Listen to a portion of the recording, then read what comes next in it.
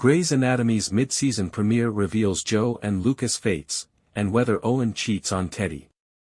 On Thursday, Grey's Anatomy returned to the second half of its 21st season, continuing where its mid-season finale left off, with the fallout from the convenience store shooting that put Lucas and a pregnant Joe in danger.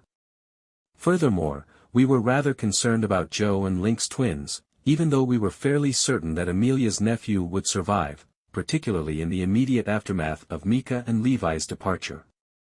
Did we have good reason to worry? Continue reading.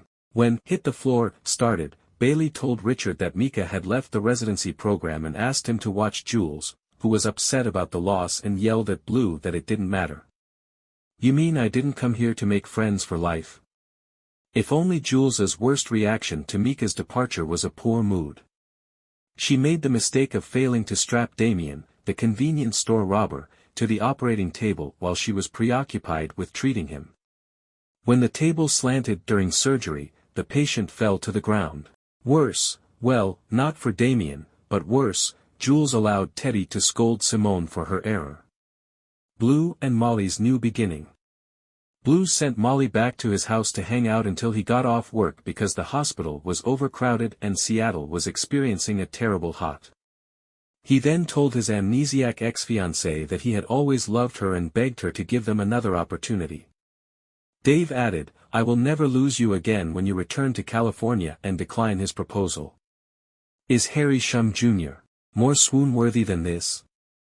Jackie, the future basketball great, woke up without feeling in her legs, despite Amelia and Winston stabilizing her.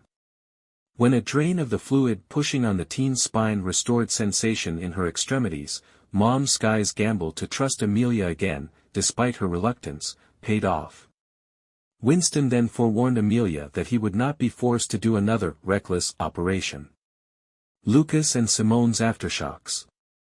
Simone's reaction when she found out what Lucas had been through was understandable. Ben informed Adams that he needed to be cleared by psychiatric professionals following the trauma, but Adams was prepared to return to work immediately. The clattering sound of a spilled tray seemed to demonstrate to Lucas the reason behind that restriction.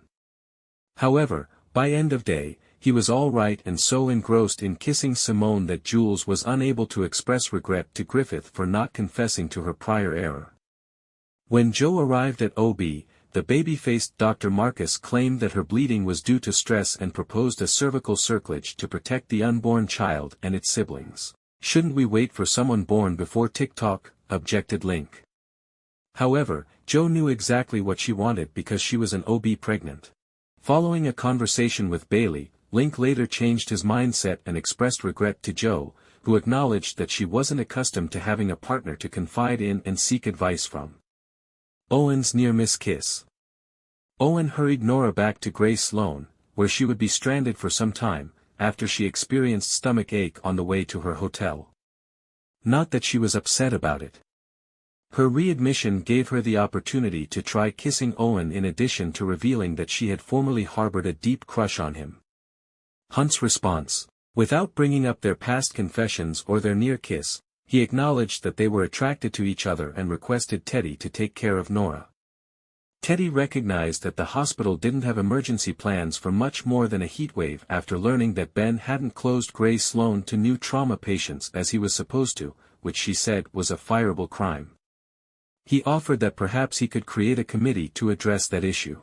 The chief responded by reminding him that he was a resident, that he was not assured a job upon completion of the program, and that he shouldn't create procedures he couldn't follow.